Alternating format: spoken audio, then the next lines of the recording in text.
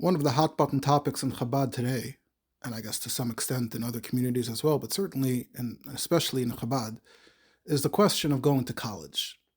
Now, much has already been said about the topic, and I'm not here to do a complete overview of the topic and all the arguments and all the sides. Obviously, part of the question today is what if you can recreate certain college like conditions outside of a proper college? What's the din then?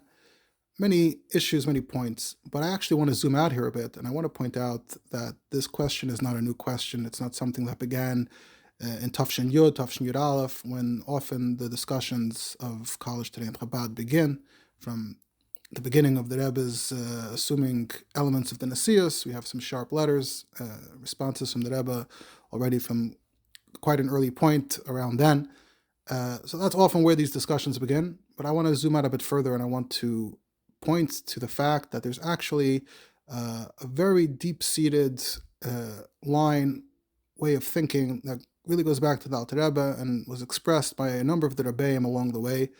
In particular, I want to focus on a passage in the Tzemach Tzedek and the HaTorah, in the reshima of the Tzemach Tzedek and the HaTorah. As we know, for those at least somewhat familiar, the writings of the Tzemach Tzedek and Chassidus come in a variety of forms. Sometimes they're Mamarim of the Alter Rebbe with Hagahos.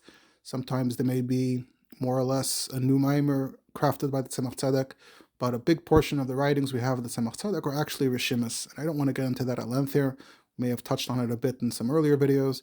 But suffice it to say that Tzemach Tzedek would go through Psukim. At one point it seems like he went through the whole Tanakh, and he would write reshimas, sort of research, marmakaimis, nukudas, ideas relating to a whole host of things. Like I said, Tanakh, other things as well. And based on those writings, the set of HaTorah was printed. Unfortunately, it wasn't printed in any good particular order. They also were printed in sort of waves. So you'll have Vayikra Chelik Aleph will be Vayikra through B'chukaisai, and then Chelik Beis might start over again, and Chelik Gimel, and Chelik Daled. So you have to, if you want to see what the Tzemach Tzedek has to say on the Chukaisai, you have to look across a number of volumes. And the writings themselves are pretty dense and a bit hard to follow, a bit like perhaps trying to read a Rogachover. A lot of Ma'ar Mekaymes, I don't know if it's literally with the word Ayin Sham, but lots of references to Ma'ar Mekaymes that aren't spelled out, and not many people take the time to look at it. So one of the things I try to do is I try to take the time to look at it. And I found that if you accustom yourself, you get used to the type of writing. First of all, it does help to look up some of the Ma'ar Mekaymes. But even without doing that, it's possible to train oneself to be able to pick up on the ideas, on the themes, even if it takes a few pages to get from the beginning to the punchline. It's different than learning a standard mimer, but there are a lot of interesting and valuable ideas that we're missing out on if we're not looking there, and that's why I do try to look there. Like I mentioned recently, it's hard to tackle all the Rebbeim at once, so some weeks I'll be looking more at the Tzemach Tzedek, some weeks perhaps more at the Alter Rebbe, the Mittel Rebbe, etc. Last week we spoke about an interesting piece of the Marash for Parshas Emor. So this Sunday, a little belatedly, but behemshech to Parshas Bahar B'chukaisai, I want to talk about a reshima of the Tzemach Tzedek that's printed in the reshimas for B'chukaisai. I actually spoke about it a bit yesterday, Shabbos afternoon. I do speak every Shabbos afternoon here in Shul and Crown Heights between Mincha and Ma'ariv. Talk a little bit about an idea from Chassidus, a little bit about other topics, halachic topics, halacha and history. So this was the Inyan Chassidus, relating to Chassidus, that I spoke about in brief yesterday, and I want to reiterate it, and without the time limits, without the time constraints, sort of flesh out the teaching, the thought that I believe I've identified here in this reshima of Tzemach Tzedek, that I believe relates to the question of Chabad and the attitude towards going to college, and to demonstrate this is a larger historical question that's sort of been addressed by the Rebbeim going back to the Alter Rebbe. So this reshima is printed in HaTorah, Vayikra, Chelik Aleph, B'chukaisai, page Reish Beis, 202 onward. It begins, Hine Inyan Brisi Yoimon V'Loila, which ties into Parshas B'chukaisai. And I noticed that fairly early on, it begins talking about the musag of bris hama'er and bris halashon. Now, we already met our quota for talking about the themes relating to grown-ups, I think, last week. So I'm not delving into the inyan of bris hamar, bris halashon, shmiras bris. This channel isn't turning into a shmiras bris channel just yet. So we can hold off with that for now. But as we'll see, without getting too deep into that topic, the Tzemach Tzedek actually uses that to create a larger framework that touches on larger concepts, larger musagim. But just bekitzer, obviously just to acknowledge the basic pshat, bris hamar refers to the bris milah, and to that aspect of the human body, to that aspect of the human experience. And bris hamar is about shmiras bris, about keeping holy in those regards, in that area of life. And then bris halashon is meant to sort of be this corresponding bris. It's not just the bris hamar, there's also correspondingly the bris halashon, that there's some equivalent concept of keeping the bris of the tongue, of the mouth. I'll just mention in passing that if you look in the Sefer, the Rebbe's Kinder, where they're malakit, all the sichas and igris and shmuas and reshimas that are related to the anhaga of bachim, of talmidim. So I didn't look it up, but as I recall from many years ago, there's a shtickle there, a story there, not a direct quote from a sicha, but there's a bit of a story, a background, that the Rebachim standing outside the Rebbe's room, and some type of heated conversation occurred, and one of the Bachrim used words that are considered not clean language, which itself is an interesting topic, the concept of clean words, of dirty words, but without getting into that, without overthinking it, he used some dirty language, and so you would have to look it up to see when the Rebbe reacted. Was it on the scene, on the spot, or at the next opportunity? Maybe it's like a hashmata from the next next verbrengen. But the Rebbe expressed this idea that there's the bris hamar and the bris halashon, and the idea being that it's not just doesn't suffice to be nizer b'shmiras bris, but it also extends to the bris halashon. You also have to speak clean, and if you don't, so then it has negative ramifications and implications for both areas. These terms, bris hamar and bris halashon, hamar here is with an ayin, come from Sefer Yetzirah, with Tikkun Leil Shavuos, and reading the Tikkun Leil Shavuos around the corner. It's the one time a year we have to remind ourselves that Sefer Yetzirah exists, because that's part of the Seder. We read the beginning and the end. And Nachmer, that's the one part where the Rebbe wrote a correction. The Rebbe wrote a correction on the Nusach in the Tikkun of the end of Sefer Yetzirah. So that's the big Chabad contribution to Tikkun Leil Shavuos. And both towards the beginning and towards the end, it alludes to this concept that there is a bris hamar, and it says that's connected the eser etzba'is haraglayim. It's between the eser etzba'is haraglayim. You have 10 toes, 5 on one side, 5 on the other side. And then you have the bris halashon, and that's be'emtza hayadayim. So you have 5 fingers on one side, 5 fingers on the other side. That's combining the 2 passages in Sefer Yetzirah.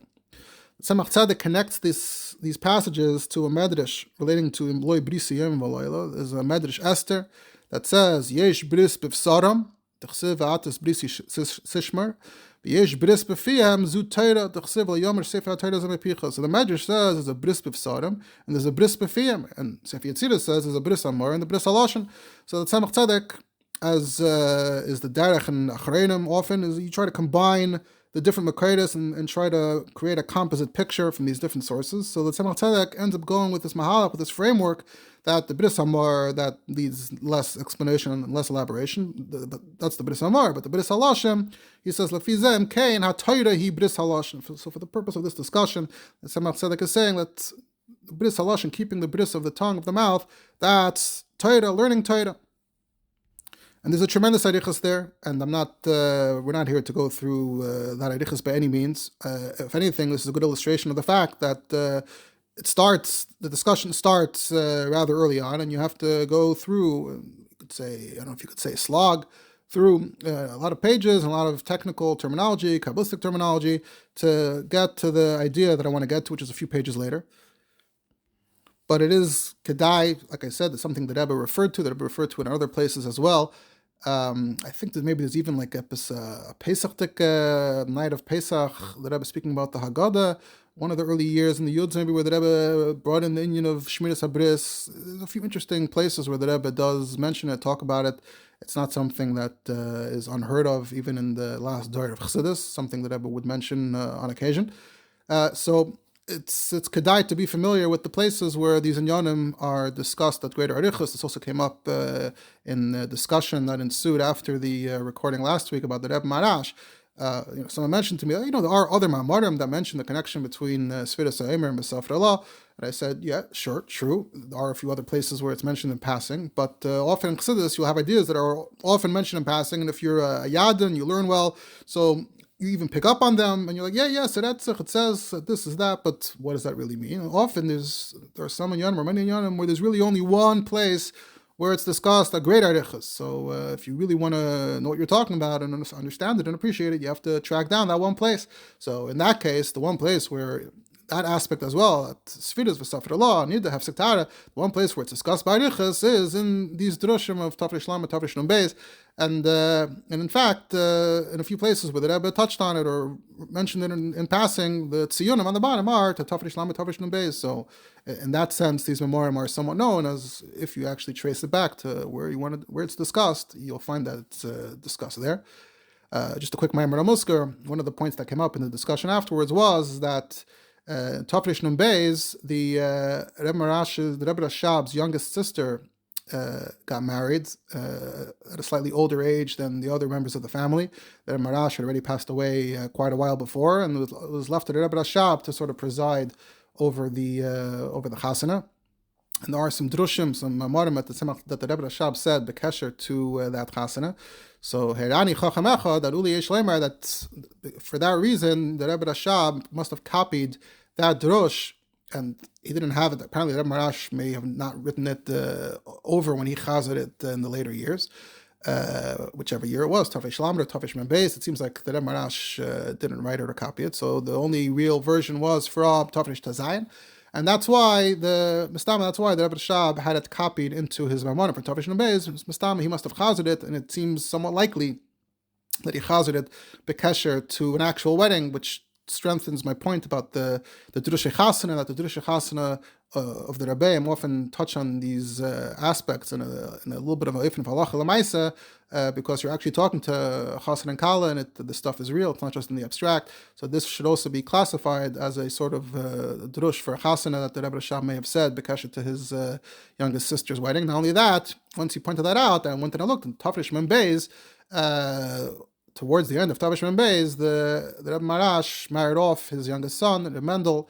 It was a short-lived wedding. That's a whole parsha for itself. In the Shemus, it says that may have contributed to the Rebbe Marash's premature passing that Tishrei. But a few weeks later, there was the afruf for son Rebbe Mendel. So it would also stem that perhaps Rebbe Marash also chazered that maimer from Tafresh Tazayin in conjunction with his son Rebbe Mendel getting married, and he thought that was a message maybe that the chassid could stand to benefit from. And I guess that would sort of solve the questions, why it's copied where it's copied, and it's hard to find. That Mistama, the Rebbe Marash always used his original hanacha from Tafresh Tazayin. So whenever he chazed it, he just chazed it from there. He didn't copy, didn't add anything to it, and so he chazed in Tafresh Lamed for whatever reason. I think around then in Tafresh Lamed there may have been someone's wedding who we don't know, or whatever the case is. It was probably Bekesher also to something then. And then the Rebbe Rashab is referring to it in Tafresh Lamed Tes, so it was clearly something that they knew about, they had it around, and then Ramash chazed it in Tafresh Nun Beis, and then the Rebbe Rashab chazed it in Tafresh Nun Beis. Anyway, that's a Maimer Muskar. I have different follow-ups and different things, so it's tricky to figure out. I'm not going to record multiple 3, 4, 5 minute follow-ups, so I decided to just include it here. Forgive me if we went off topic. But at any rate, back to the topic at hand. So in this case, if you're interested in the topic of bris hamor, bris halashon, as it's explained in Chassidus, so this may be the place to look if you want to see it expanded upon ba'arichos. But like I said, this reshima doesn't really even focus so much on the union of Shmiras Bris Kapshuta. There are other places where the Tzemach Tzedek talks about it in more vivid, clearer terms. I saw recently there's a reshima on V'hurachim Yichaparavim V'layashches, and there the Tzemach Tzedek talks about Hashchasas Hazaken and another union of Hashchasa, and if a person's over an Hashchasa, so then they're punished, Rahman al-Islam, with yashchis. So if you want it to be below yashchis, there are other places where the Tzemach Tzedek talks about it. Again, that's not the focus here. But instead, in this context, it turns into sort of a larger framework. Like we said, that bris halashon is the union of Torah, and so then the counterpart is that the bris hamor, which is between the etzbis haraglayim, raglayim is the union of walking, the union of maisa. So it's like Talmud versus maisa. So on the one hand, the raglayim are higher, and that's why he says dafke, the bris hamor has the power to be mamshech, the atzmius hanefesh, to be moiled, b'doimeloid. The lashon doesn't have this power. In Kabbalah, you have the zivug, and you have the zivug neshikin, and zivug neshikin is higher on the one hand, but on the other hand, the zivug gufni shalamayla is deeper, it's realer. So it's like the same tension, the same back and forth. So on the one hand, the bris hamor is hacher, but on the other hand,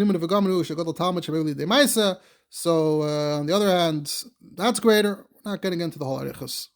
But the Kitzer, he says that the maisa is not enough. It's not enough just to do, because mitzvahs tzrichas kavana. There has to be a depth to it. There has to be a deeper dimension. There needs to be of hiskashrus. And this hiskashrus, he says, is the shayrish neshama of all the mitzvahs. If you do the mitzvahs kalter hate, so then it's keguf b'lei neshama, which is a whole other topic. Mitzvah b'lei kavan and keguf b'lei neshama is something I was looking into recently, a whole separate thing. And this is kashrus, the zugetragenkeit, b'yisoid, that's through the Torah, so that's the bris halashon. So here, bris halashon represents doing the maisa with connection, with meaning, and that's the equivalent of zivug neshikin. And he actually says, "Kamay derech mashal begashmi es ayidei neshikin this oirer ha'ava va'tayva leziva gufni." That using the mouth is a powerful precursor to the ziva gufni. So we see this the power of the peh, the power of the mouth. So in this case, the mile of the Torah over the mitzvahs is that tak it's only ha'ara. The mitzvahs has a certain aspect of atzmius, but the Torah, even though it's ha'ara, but it's ha'ara from a higher place. So you have these this model in Chassidus in different places of the higher, the lower, what's greater, and the back and forth. And he goes on afterwards at great length, and that's all really focusing on the positive side, how the two things come together in a positive way. And then he gets at some point to the negative, and he says, that's all Torah, mitzvahs, that combination, that's the bris yom and v'layla. But achin k'shachas v'shalom pegnu bris u'bittul Torah. So both the bris hamor and the bris halashon. So then ve'veisi aleichem cherev nekemes nekam bris, which is from the klalos of Bechukaisai. And he quotes a Zohar about bekama bris and the Ramaz about it, and he's via that. Again, we're not going to get into all of that, but it's there.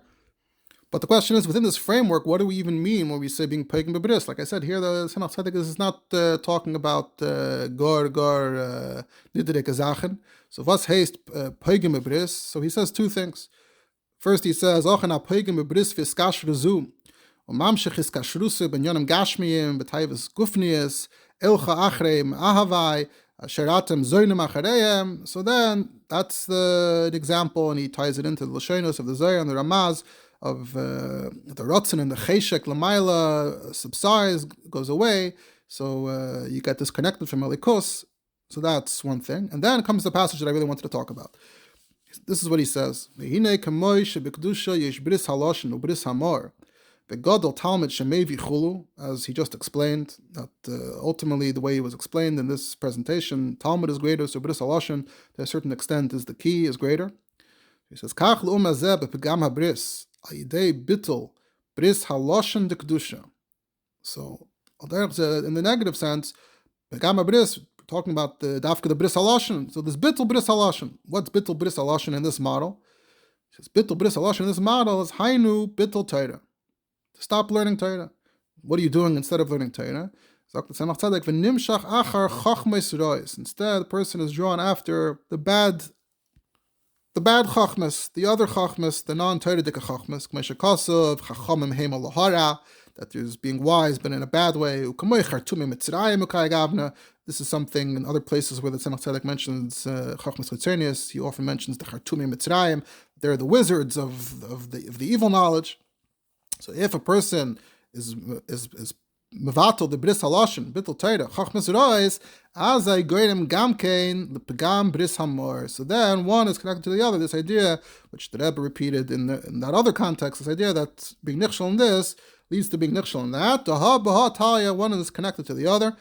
And that's why we find in Mishlei, which are Mishlei Shloima, we find that he compares Haminos Vapikarsis Isha Zara. You have a lot of psukim in Mishlei about the Isha Zara, the foreign woman, which is interpreted to be referring to other chochmos compared to chochmos HaTorah. So why are we using that analogy? Why is the Minos and Vapikarsis the Isha Zara? So Tzemach Tzedek, because it kind of literally is, if a person is nichshel in chochmos rois, so fallen zeyarayin and pegam bris hamor isha zara. He says that's why it says chagar charbecha yerech gibar. So that's in a positive sense. You have to have the cherev of Torah, and then one avoids the cherev nekemes nekam bris of the klalos, which comes for the opposite. Adraba, you want to have the kiyum mashakos bris yom v'laylos. This is the passage that I noticed. Like I said, most people don't ever even get to see the passage, never make it here at all. Even if people saw it, I don't know if everyone would appreciate what I think the passage is really saying. So at face value, it sounds like epis avart, chochmos rois, pegam bris halashon, bris hamor, isha zara. But I want to argue that this is actually a more profound statement, and it's actually speaking in Hasidic language, in the formal Hasidic sprach. It's actually a critique of pursuing a higher education in a formal setting. And in order to understand that, we need to back up a bit. And we need to talk about this whole musig of chochmos chitzonius that's mentioned in Chassidus a lot. Everyone probably encounters it at the beginning of Tanya, famous passage in Tanya towards the beginning about chochmos chitzonius and the Rambam, the Ramban. Now, the question that comes up a lot in some of these contemporary discussions is, what is the exact definition of chochmos chitzonius?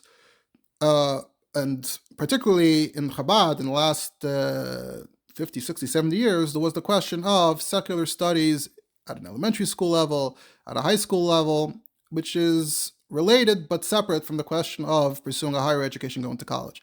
So the shaila is, what is the Alter Rebbe actually talking about, right? We find that the Rebbe, under a number of circumstances, more out of town, but even the Fidik Rebbe, about Yeshiva here in New York, there was room for accepting some measure of secular studies in Yeshiva.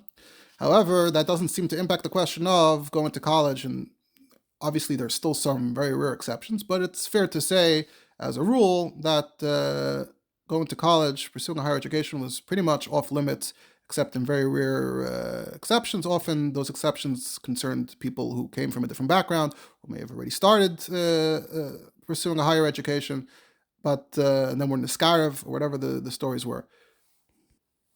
But let's say you're sending your child to yeshiva where there's no secular studies, right? So now the question is, though, how far are we taking this in terms of if chochmos chitzonius are bad? Does that mean can you teach your child how to count the numbers 1, 2, 3, 4, 5? I mean, that's like almost like learning another alphabet. Is that like learning ABC? Should you not teach your children the numbers? Numbers ultimately are tied to chochmos. Maybe it sounds like a silly question, but where's the line? I always had this question. Maybe when I was younger, I tilted a little bit towards taking a more restrictive view. That maybe every little thing is technically chochmos chitzonius. But over time, I've tilted more in the other direction. And I think understanding the context, where the Alter Rebbe is coming from, where this terminology is coming from, what they were referring to, I think is very important. Often within Lubavitch, there's the sense that if there's so much from the Rebbeim, there's such a reichkeit, that that's all you'd ever need to learn, that's all you'd ever need to know, everything's included in it, which is arguably could be true to some extent, but often not being familiar with the context means that you're not actually fully appreciating what the Rebbeim are saying, and I think that could be the case here as well. So I think when the Alter Rebbe is referring to chochmos chitzonius, when the Tzemach Tzedek is referring to chochmos chitzonius, I do think they are referring more to the sense of formal study of formal chochmos in a context of higher education. And I want to point out that this is related to the idea of the Sheva chochmos. There are many Svarim mention it. I believe it's mentioned in Chassidus as well. I didn't go draw up a list before doing this. I'm always tempted to go all out and do a full day of research on every topic, but I think within this series of recordings, I think I'm going to try to keep myself to the right amount, the right balance of research and pausing and speaking in more general terms. Of course, if anybody's interested in more in-depth research in any format, I'm happy to discuss doing so. But this is more of a taste. So there's a musik of Sheva chochmos. Sheva chochmos is mentioned in different svarim. I believe it's mentioned in Chabad as well. What are the Sheva chochmos? So actually, if you go look it up, Sheva chochmos, that's mentioned in svarim, is actually referring to the classical liberal arts education in European universities since the earlier Middle Ages. So what's the history of higher education? So I haven't gone and looked it up again, but what I remember from other discussions is that higher education as we know it today sort of originated within the world of the Catholic Church and within, I think, the monasteries, perhaps more specifically. And originally, there was some kind of formal study program for studying theology, obviously, Nazarus theology relating to that religion. And then over time, more subjects, more categories were added, and the universities increasingly became separate, more secular institutions. Of course, I'm really generalizing and collapsing a lot of history here, but by the time you get, let's say, to the 1500s, so there's a tshuva from the Marik about chukas hagoyim that I've spoken about in the past, a very classic seminal tshuva on the whole topic of dress and what is Jewish dress and what's not Jewish dress. So the whole tshuva revolves around wearing the kappa. The kappa is the cape. Everyone knows that the Adayim Hazeh, when people graduate, so there's this musik of putting on the cap and the gown. So today people put it on for an hour or 2 hours, the length of the ceremony, and then they maybe they borrow it, they return it, whatever the case is. But where does the cape come from? Amol, that was actually the beg of the levush of someone who graduated. People actually wore the capes. And again, it probably started as the malbush of the monks. But by the time you get to the 1500s in Italy, and you had these more secular institutions of higher learning, the cape was something you got to wear once you graduated. That was a sign of that you graduated. And we'll get to momentarily the history of Jews in higher education, but there already was a Yid who had received a doctorate in medicine, and the shaila was, can he wear the cape or not, to demonstrate, to show that he has this degree. So that was a shaila about the chukas hagoyim. So at that point, higher education was already somewhat similar to what we're familiar with today. So, what did they study in the college and university? So they had a liberal arts education. What's liberal arts education? So it's the Sheva chochmos. What are the Sheva chochmos? So in Latin, it's called the trivium and the quadrivium. The trivium is the lower division of the 7 liberal arts: grammar, logic, and rhetoric. Those are the yesodis. In order to be a chacham, you have to first know grammar, logic, and rhetoric. And then the Sheva chochmos itself goes back much further. It goes back to the Greeks, but at some point in the Middle Ages, it became associated with the formal higher education one pursues in the European context. Obviously, someone like the Rambam hadn't attended a proper university in that sense, but had also studied these same chochmos in some formal kind of way from a teacher, from teachers, or formally from textbooks. So the Rambam still gets invoked in that context because he embodied someone who had received an equivalent kind of education. But at some point, it was formalized. You have the trivium, the 3, and then the next 4 are arithmetic, geometry, music, and astronomy. So even in the Hayom Yoyim, when it says that Alter Rebbe was a baki in Handasa is one of the Sheva chochmos. So the point being made about Alter Rebbe isn't stam a trivia. Oh, by the way, the Alter Rebbe knew Handasa. It has more. There's a connotation to it. There's significance to it, saying that the Alter Rebbe was baki in this chochmah of the Sheva chochmos for whatever that means, whatever it represents. Obviously, the Alter Rebbe didn't go study it in any formal way, but they probably used. There were some svarim within the Jewish world that contained some of the knowledge of these chochmos. Obviously, they were probably a bit dated in nature, but that's something that someone like the Alter Rebbe, from the background he came from, would have had access to, and if you had an aptitude, so that was something you could show expertise and knowledge in. So these were the Sheva chochmos, and you went to university to study the Sheva chochmos, and then after you finish the Sheva chochmos, so then there's the lower faculty and the higher faculty. Then there's the higher faculty, then there's medicine, jurisprudence, which is law, and theology. So those were that's the next level. That's not part of the Sheva chochmos. That's already building on that. But I think often medicine was sort of, I think different Sfarim will sometimes count the 7 in different ways. Maybe sometimes it's counted among the 7 in some Sfarim, but it's also part of that world, but it's apparently the next step after the Sheva chochmos. Lest you think that maybe learning, even discussing these details, is touching on chochmos tzedek. We take a very strict definition that maybe describing and defining it as chochmos tzedek. No, there's enough gemina halacha. If you look in Simon Reish Chav Daled, there's the bracha of Shanasim Chochmos. Now, everyone knows today where colleges, what they study, the humanities. It's a big flashpoint in the culture and in politics today.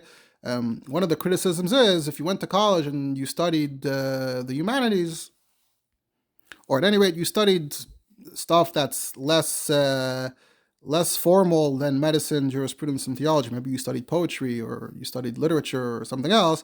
So there's always a shaila of, is that even real? Is that a real degree or is that a fake degree, etc. So it's interesting that this shaila comes up in halacha because you're supposed to say shnasim mechachmase when you meet a chacham. How do you define a chacham? So the Mishnah Brura writes, "B'chachmas ha'olam haynu ba'sheva chachmas la puke imhem chachamim b'dasam." So then you're not mevarach klal. And where do you get that from? You got that from the Pri Megadim. The Pri Megadim, Grad, we know, spent some time in Germany, was a bit more exposed to the crowd that may have been pursuing chachmas. So the Pri Megadim already formulated this word that has to be the Sheva chochmos as opposed to other chochmos. So there it's saying as opposed to theology, but Pashtus would also be as opposed to maybe other areas that you may get a degree on, but lav dafke it rises to the same level of chachma. So it actually has enough kamina la'alacha. Pri Megadim Mishnah Brura say that before you say the Shanasim Chochmos, when you meet a professor, you have to check what the professor's field of expertise is. Like I said, the Sheva chochmos are mentioned in many Sfarim. You look it up on the Hebrew Wikipedia. They bring from the Ramban, from Rabbeinu Bechaya, and there are many other sources as well. It's really, once you are aware of what it is and you appreciate the significance, you'll see it in many places. So when the Alter Rebbe comes along and talks about chochmos tzedek, I think it was sort of understood and applied within that context that he's talking about studying the 7 formal chochmos in some kind of formal higher education setting. I think that's the pshat when the Alter Rebbe says chochmos tzedek, and that's why there's the contrast with the Rambam and others like that who functionally studied these chochmos in a formal on a formal level and reached great achievements in those tchumim. So the question of whether to teach children other stuff, to me, it's not a black and white question. The way the chochmos tzedek question is more of a black and white question, as we'll see pretty much in Chabad teachings, Chabad history. So you may think it's good for the kids or it's not good for the kids. The Rebbe expressed other points about not caring about a tachlis, not raising kids from the youngest age towards a career. There are other points, other considerations. But the idea of teaching a child, for example, teaching a child numbers or teaching them how to count or basic addition, subtraction, I would not hesitate to make the case that is not necessarily included under the umbrella of chochmos tzedek at all, because you can't just chapsecha into the verter, you can't take the words without the context, and in the context they're talking about formal higher education. So now, back to the Tzemach Tzedek here. When the Tzemach Tzedek here says, Bittul Torah, Nimshich Acher Chochmos Rois, I argue, Lefizeh, he's not talking about, spending some time in the evening playing chess or whatever. I think he's talking about pursuing higher education. And when the Tzemach Tzedek says, Azei Goyim Gamkein Gam Bris Hamor Isha Zara, I don't think the Tzemach Tzedek is saying Avertel, Ashtoch. I think he's referring to a very well-known historical reality that was the reality in the frum world in Eastern Europe during this time. So what was the reality in Eastern Europe during this time? So the question of, in general, Jews participating in higher education. So we know that historically Jews were mostly barred from participating in higher education. The exception for much of the time seems to have been the University of Padua in Italy, where it seems that a certain number of Jews were admitted, and from a very early point, we are aware that there were Reifim, Yehudim, who studied in Italy. Presumably most of them were Italian to begin with, Maybe some Jews from out of the country traveled there special if they had an aptitude and they wanted to pursue this. Obviously, Italy has a bit of a different history. They're not their musagim, their values as to what constitutes Torah education or Yiddish education, a bit different than the way things were done in Eastern Europe on multiple levels. I'm not going to get into that, but everyone who's familiar knows that Italy's different. So for all we know, many of those Jewish doctors in Italy could have been more or less fine Yidden. I'm not going to cast aspersions. I think at one point it's been written about, I think there was even they had their own little club for doctors. I think the whole parsha of the Ramchal was also related to that. I think his Talmud, I got to look it up again, but he had a Talmud, I think his last name was Gordon, who I think was an Ashkenazi from Vilna, who had come to Italy to study medicine, and they had some kind of learning club, and the Ramchal got involved with that circle, and then they became his Talmidim, his circle of Talmidim, and then this Talmud was actually the one who got him in trouble because he was so excited. He wrote letters to the ganze Welt that you should know this is such a unbelievable person with Giluyim, and not everyone who received the letter was as excited. So that's an example talk of an Ashkenazi from Eastern Europe who had come to Italy at that time in I believe the early 1700s. But that's Italy. That's an Andremaisa. What about in Eastern Europe? In Eastern Europe, so in Poland, I don't know what there even was in terms of higher education, but not aware of Jews participating. We know that in Russia, at least by the time you get to the Alter Rebbe, Tzemach Tzedek, so there were institutions of higher learning, whether in Moscow or Petersburg, but it seems that Jews were barred, were not allowed. Now, there are some stories of varying levels of accuracy, but the accuracy isn't the point. The point is the message that they convey. So there's definitely a Pesamaisa that's told in among Chassidish Maisas. There was once a Bacher. Maybe this is supposed to be more Tzemach Tzedek or Rebbe Rashab time. Maybe it's supposed to be a Rebbe Rashab story. There was a Bacher that saw, at that point there was the newspapers, he opened the newspaper and he saw that they were posing some kind of complex mathematical question and they were looking for solutions. And he chaptzich that he has an aptitude for it. And he sent them the solution, and then they were very impressed. And they said, "Hey, maybe you should pursue studying math in university at a higher level." And it was tempting, and that he finally went. But then, as soon as he went, he was under pressure to shmadzich. They didn't really accept Jews there, and ultimately he succumbed to the pressure. He shmadzich, and he married a non-Jewish woman. And then however the story continues after that, that's not of relevance to us. But I think even that half of the story represents the cautionary tale that Frume Yidden, Chassidish Yidden in Russia told about what happens to someone who goes down this path. And I think that story sort of expresses in a more concrete, practical way what the Tzemach Tzedek was expressing here, that if someone pursues bittul Torah, chochmos, so then, as a gerim gamkin l'pgam bris amor, ad kadei enisha zara, because that would be the path of their downfall.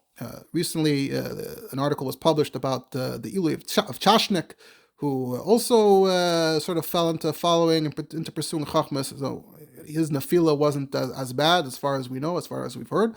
But that's like a mice with the Tzemach Tzedek, where the Tzemach Tzedek told him, warned him, it's not kedai, it's not going to be worth it, you're not going to get anywhere.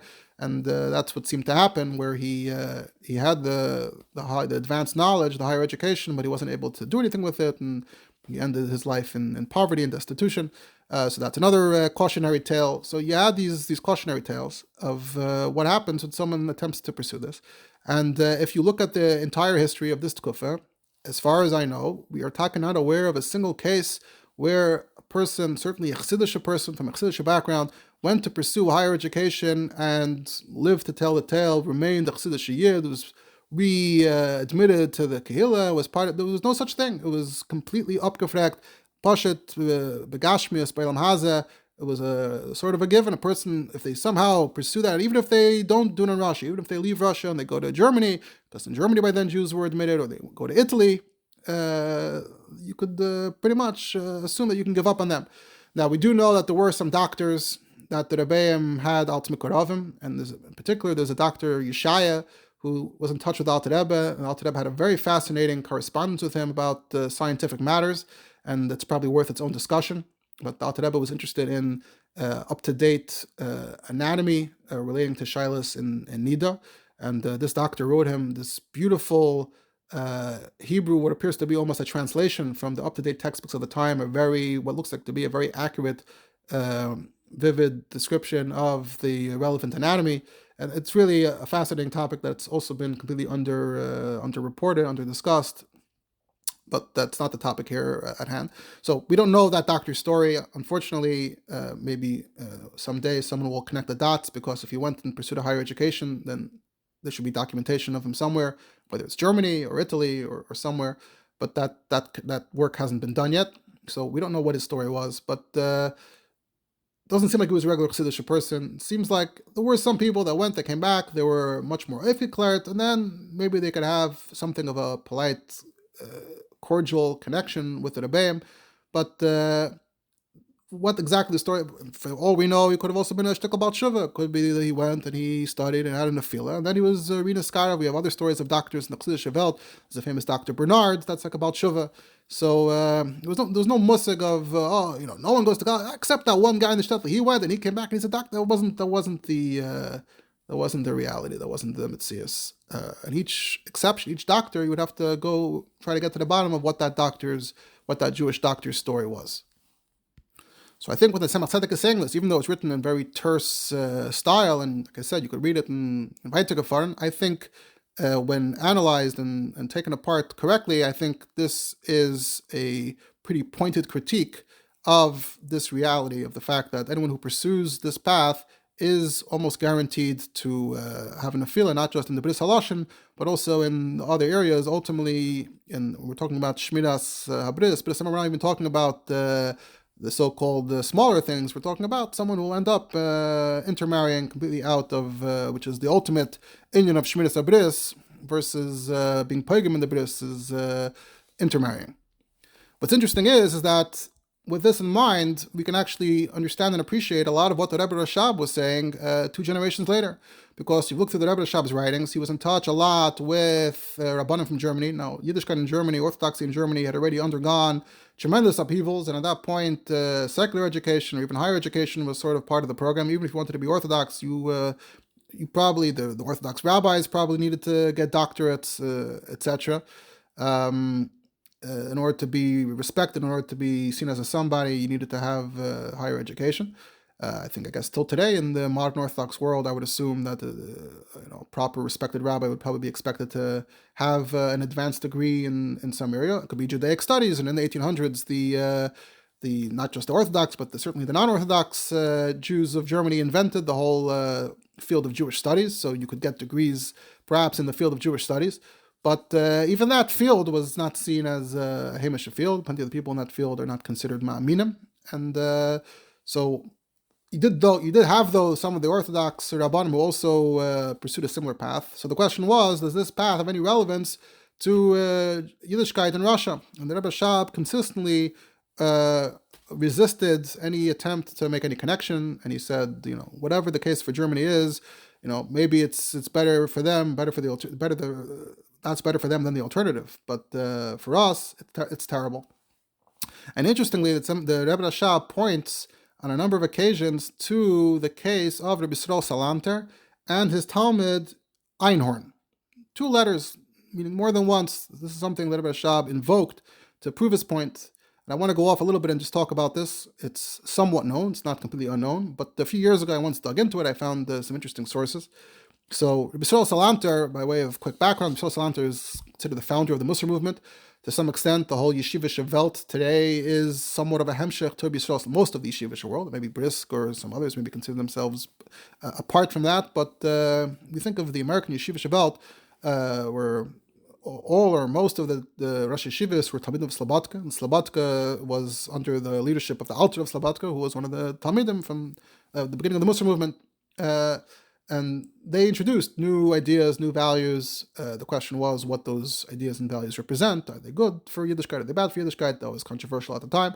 But Rebbe Yisrael Salanter is the founder, and Rebbe Yisrael Salanter was definitely quite an interesting individual, and he traveled around a lot. He spent a lot of time in Königsberg. Königsberg was a city in Prussia. Today it's a piece of Russian territory in the middle of Poland. But back then it was a German land, sort of in the middle of Poland. And Königsberg was sort of the closest Western fashion city, closest to Eastern Europe. So any Seicher, anyone who ventured a little bit out of Eastern Europe, they ended up in Königsberg. And that area was a lot, or Prussia in general, and that area was a lot more Germanized. So Shoslanter spent a lot of time there, did Engzich there, trying to learn about what Judaism looked like in these places. And he was curious, he was experimenting. He went to Paris, spent time in Paris. So it was definitely a very interesting journey. And it seems that part of that journey was experimenting with introducing this idea of perhaps merging learning Torah with chochmos Quitzonius. And to that end, he sent a Talmud by the name of Yosef Einhorn to study medicine. And what's interesting about it is that it's not just a Maise that's mentioned in a few books or something that the Rebbe Rashab mentions later, but we actually have almost contemporary documentation of it, because in the year 1858 or 1859, Tafresh Terse, at that point there was this newspaper publication Hamagid, which was in Eastern Europe, which leaned fairly liberal, and they had written a critical article about the early influence of Mussar, that they felt Mussar was a threat to Haskalah. So who writes in response to make a macha? Yosef Isser Einhorn, and we have you can look it up, you can find the original submission to Hamagid, and it's written, it says, Parua, Ches Tevis, Shnas, V'higid Yeshua Tzedek Leprat Cotton, addressed to Hamagid, and it says, I see that you attack my Rebbe, and you included this attack in your publication. I can't stand by when you're doing this, but you want to say that my Rebbe is Seinei Haskalah V'chachma. Explain to me then, why did he send me to study medicine? I was his Talmud for 3 years, and then he sent me to study medicine. If by loving Mussar, it means he hates Chochmos, so then maybe we also hate all the Kadmonim who wrote Sifrei Mussar, Shlomo Gabirol, the Baal Cheves Halavavis, or the Ramchal. We have a history of those who were Oisik in the form of Mussar, but were also educated in other areas. So, what are you talking about? I completely reject the whole premise of what you said. And even here in Padua, where we, other medical students as well, we gather to study Sifrei Mussar in a special room in the Ashkenazi Shishol. And who do we study it with? We study it with Shmuel David Lutzata Shlita, otherwise known as Shadal, who today is obviously seen as not quite a fully orthodox individual himself, but that's a whole other discussion. Are we all Oivei Chachma? What are you talking about? So he's doch kaviyachol standing up a kanoas for the covet of Yisrael Salanter, but the kanoas is, how dare you say that he hates Haskalah, he hates Chachma? Clearly not. Clearly he sent me to study. And he signs, Avdacha meskabed b'chveitcha b'chveit kol adam, Yosef Isser Einhorn, haroife mival kavisk in plach pelach grodna. And the editor said, okay, we're so happy to hear from this Talmud who says so. Okay, great. And whatever else he said in response. So that's one fascinating early document about this Einhorn. He was known be'ikr l'chayre as Isser Einhorn. A few years later, seemingly after he graduated in 1861, there was another report in Hamagid from Aryeh Frumkin, and he writes, Sivan, B'yom ha'ela, who arrived in Minsk, Bolopoy ish echad, his name is Isser Einhorn, born in a small town in the region of Kovna. And he was formerly a Talmud HaGoyin HaGadol B'Shol Salanter, but then he traveled al Pi Atzas HaGoyin HaNal to Eretz Ashkenaz to study Refuah. Here it says he went to Ashkenaz, so maybe either one source is incorrect or he was in Italy and in Germany. So he studied the chochmos Refuah, and he succeeded, he passed, he graduated, he reached the Milas Doctor Medicine, he's a medical doctor, and he also was tested by the Chachmei Academia in Peterburg, and he did very well there as well, and he even composed a book on medical topics in German, and it's printed. He says, that's not a pelle, that's not why that's the big news. He's lo'irishon, lo'achroin. But the chiddush is, with this guy, that he has all these chochmos, but you wouldn't know that he's done this. He looks exactly the same, like Heinef Barzel al Skonoi, he didn't touch his beard, we didn't lose his Yerushalayim. He's still a big Talmudi Gadol. He still sits and learns. And even now in Minsk, I guess he was already working as a doctor, but he'll sometimes visit the Beis Medrash or whatever, where the people were learning, where the Lom Damar. So Ma shavhi das ha'omrim, those who say that, oh, you can't have both, you can't have the chochmos, the emunah, the yid and the tchuna. Look at this guy, he's a success story. Taka sounds like a success story. But what happened not that much later? So one of the places you can see what happened not that much later was there's a book by Moshe Tzedek about the Mir Yeshiva. And this is what Tzedek writes. He says, Bishol Salant had this idea to create some kind of blend, Yehudi, Bale Haskola, Mussar Movement. So for that he chose one of his best Talmidim. His name was Einhorn. He had a lot of Kashreines, he did Shemayim, to travel to Germany and to study the Refuah. Yisrael hoped through him to be mashpia on other Reifim. But this was not successful. Einhorn became a famous doctor, reached a high level in the Russian army, and Atzuk Chabad. And then, instead of being a model and a source of inspiration, it turned into a cautionary tale, a warning. To the extent that Einhorn's younger brother had also followed him, was also a military doctor, but when his brother Shmadzich, he mamish was ois mensch, and he just escaped from the army, went AWOL, and he came to Vilna, and he turned into a parush in the Beis Medrash, and then at some point the Russian government caught up with him, but whatever they did, ultimately he was known afterwards to, he says, now the younger Einhorn lives in a town in Grodno, in the Grodno region, and he's a Yidrei Shemayim, and he says the impact of this incident on Rebbe Salanter was also so strong that Rebbe Salanter also made a U-turn and completely rejected this possibility for harmonizing Torah and Haskalah. And Tzedek writes, when I was in Grodno once, the younger Einhorn told me, run away from Haskalah, I regret the time I spent on Limudim Chitzonium. So the whole story, the whole parsha, like we said, instead of being a source of inspiration, became one big cautionary tale.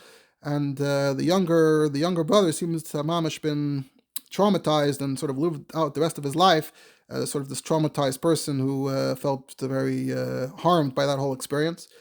And Tzedek also writes that Rebbe Shlomo's Talmud, Rebbe Simcha Zissel of Kelm, also tried in his Moised that he tried to create. He also tried doing that and was a failure, and the Moised didn't last, and the Talmidim didn't remain from. So these are some of the experiments in the early days of the Mussar Movement that don't get spoken about as much today. Obviously, the yeshivish world today is also pretty stridently anti-higher education. It's not really considered a part of it. Obviously, it depends on the Torah Vadas here, which is not a pure Mussar yeshiva in the early years. Did have some, you can study perhaps at night or in Israel today. So it's maybe not completely black and white, but when we speak generally of the yeshiva movement, of the Olam HaYeshivas, higher education is certainly not a value. It's not considered something to pursue. Obviously, coming to America created its own conditions, especially in earlier decades, or depending where you live. Out of town, different families have different values till today, but if you have the pure yeshivish hashkafa, that's not a thing. But the early stages of the Mussar movement, they were experimenting with us, and it was a failure. And there's another source as well, someone who knew the younger Einhorn, and he would sit in the shul, and people used to look at him, and they could tell that he says he had a zua nefesh amuk. He had gone through some strong trauma, and people would look at him with derech eretz, because he's a doctor, but he also seemed like he was a bit off, a bit strange. But that was the story. At the same time, in places like Germany, at that point, whatever the orthodoxy was like there had become somewhat more immune to, at least for those who remained Orthodox, were somewhat more immune to this. You did have those who pursued higher education and didn't always crash out and go off. But within the Frumme Heimische Welt, and the time of Rebbe Rashab, it seems like that was the bottom line everyone came away with was that don't try it, don't try this at home. So this is something Rebbe Rashab mentions in two places. I have the clippings in front of me. I didn't go look up again to see which volume and which date, but in one place, the Rebbe Rashab says that there's no way to have a Beis Medrash, like a rabbinical seminary that combines the two things. Of Einhorn but Zuckerman, Lilmed chochmos Refuah, he was sure that they will keep to their faith, to their frumkeit. If you do a we know what happened to them in the end. That's what the Rebbe Rashab writes in one place. And another place, He also says we have Bachrim, we have those that are still learning, we start to Zion, women, places like that, and we need to save them, we need to protect them, we need to make sure they don't get touched by the chochmos chitzonius. He says to be matir, to learn limudias chitzonius. Dr. Rebbe Rashab hariza etzli kedin harambam and hilchos yisay da Torah perek yedei kuf nidal tnu lanu echad mikem. It's like when they come and say, give us one of you to kill. So if you come and tell me, give me one of you to go to pursue higher education, it's the same thing to me. Even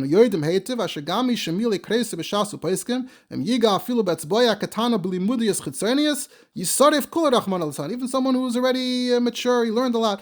If he touches the limudiyas chitzonius, even with a small finger, but then ganzen verbrennt, very sharp. He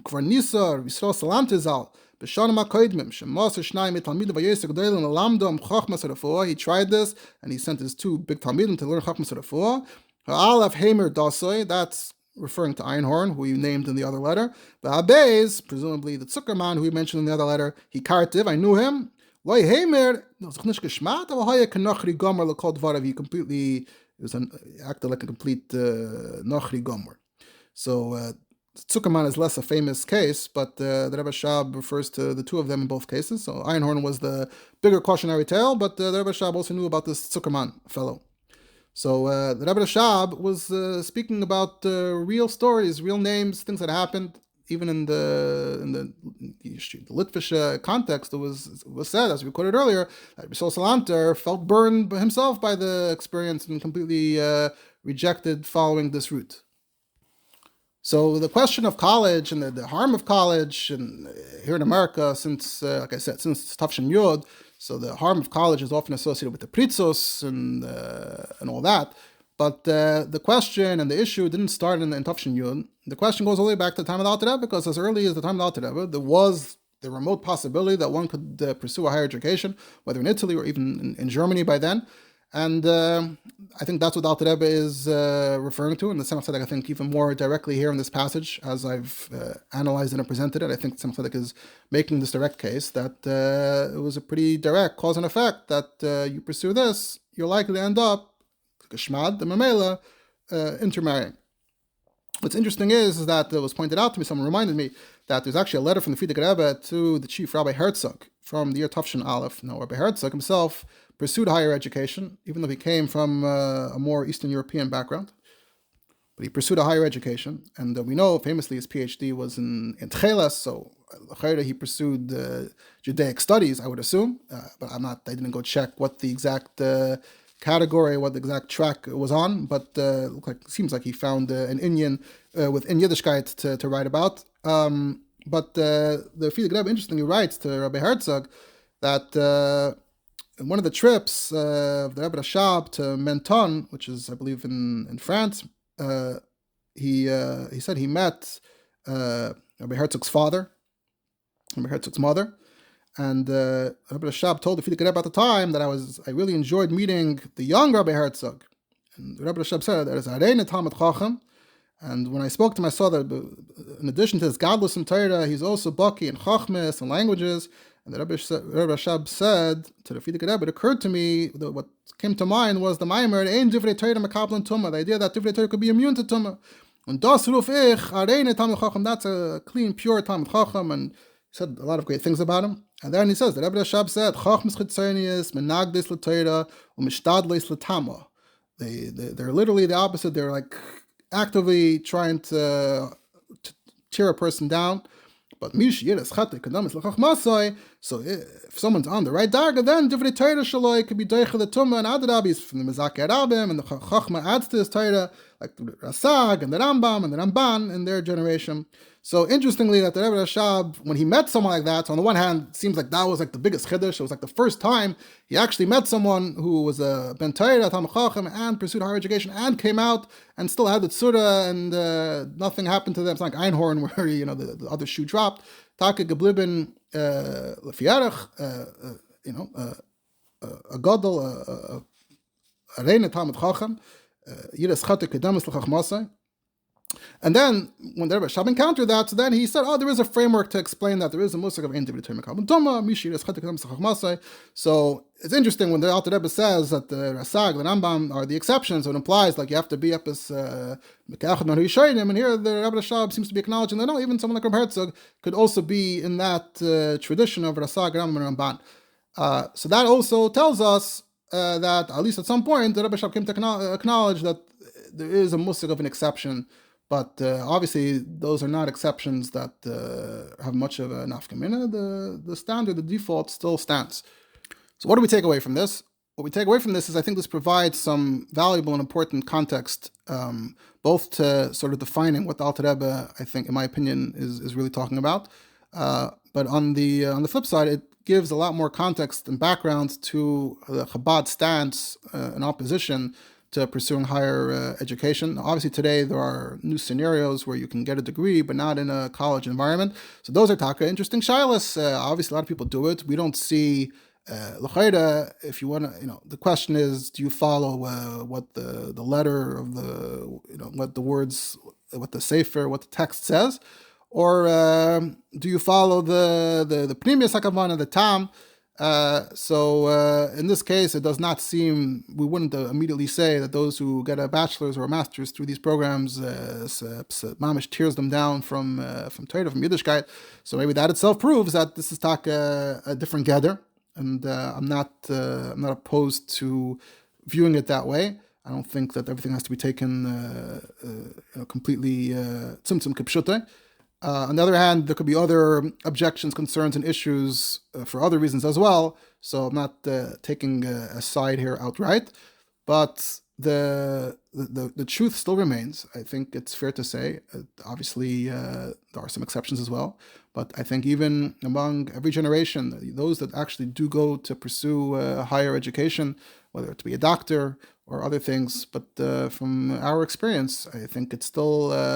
I think we all know examples of where this still plays out today. These warnings, the cautionary words of the Tzemach Tzedek, Rebbe Rashab, still play out. And I think also it's fair to say that in the modern Orthodox world, where pursuing higher education is a value, and it's a bit of a hemshech to that more German Orthodoxy type of model, and some of their or many of their children do just go to regular college university. I think it's pretty well known that. There is a high attrition rate. I don't have numbers, but even those that are involved out in the capacity of Chabad on campus will report that they often end up, a lot of their activities end up being mechazik these types of talmidim. So it's not like much has changed. Like I said, today there's the additional dimension of the pritzus and the apocryphus and other stuff. Back in Russia, could have been less of that, but just social pressure to shmadzich, because if you wanted to get ahead, you put in all the time and the effort, and then you have nowhere to go, and they put the pressure on you, and you already were outside of your natural environment, so you were also much more likely to be to succumb to the pressure, whatever the case is, or traveling to Italy or traveling to Germany, which is a totally different environment than you would have been used to. It was functionally equivalent to going to a college university today and hanging out in that completely different environment. So this attitude towards chochmos has been part and parcel of Chabad teaching since the very beginning. Like I said, I think the statements, the passages about chochmos tzedek are sort of referring to studying chochmos tzedek in a formal higher education format, not just zavard here, a yediyah there, and also to some extent the social context that comes along with it, and which is why it's likely to fall from being paigim in being mevatel, the bris halashon, to fall into being paigim, the bris hamor. Stamad are more details or more points we can make, but I think that wraps up our presentation for now. Of course, as always, I'm happy to hear any feedback, additional sources, counterpoints that people would like to share.